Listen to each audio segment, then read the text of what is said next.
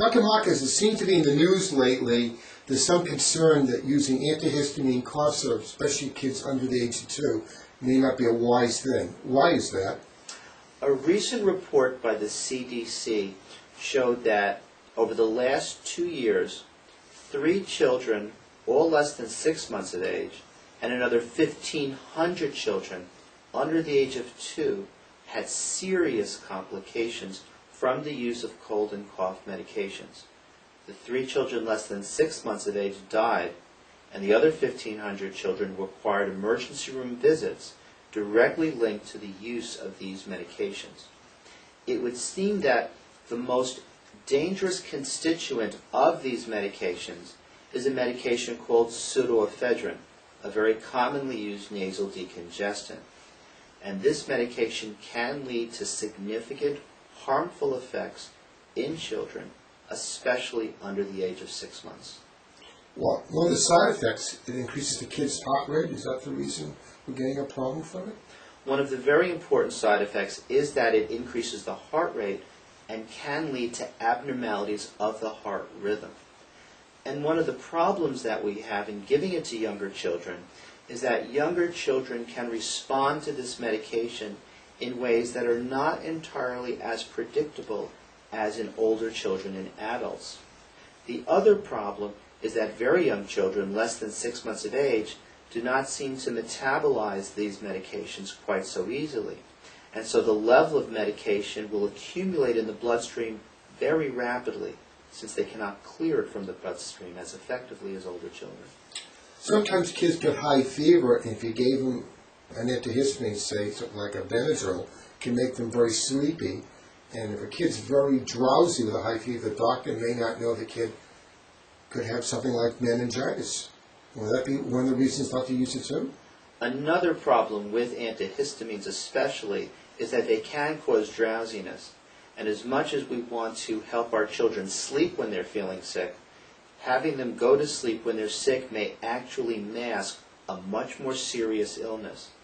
And so if a child has a high fever, if they're sick, they should always see their physician for a good evaluation before giving any medication, whether it's over-the-counter or otherwise.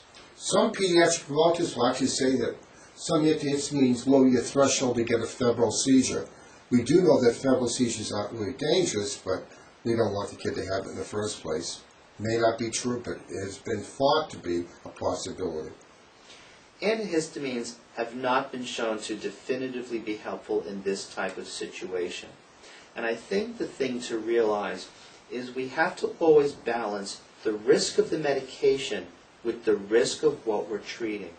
Whether we're treating a viral infection, whether we're looking to bring down a fever in a child, these problems cause very minor problems to the child, and for the most part merely require us to give supportive care, fluids, lots of love, and time. The risks of the medications clearly outweigh the risks of the diseases that we're trying to treat. Many times children get medicine because the kid has a fever. Should we realize the fever is actually a blessing in disguise? It's actually fighting the infection? Fever is a normal part of the body's reaction to infections. And so most fevers need to just be monitored and with the child being observed. We do not need to rigorously try to lower every fever in a child.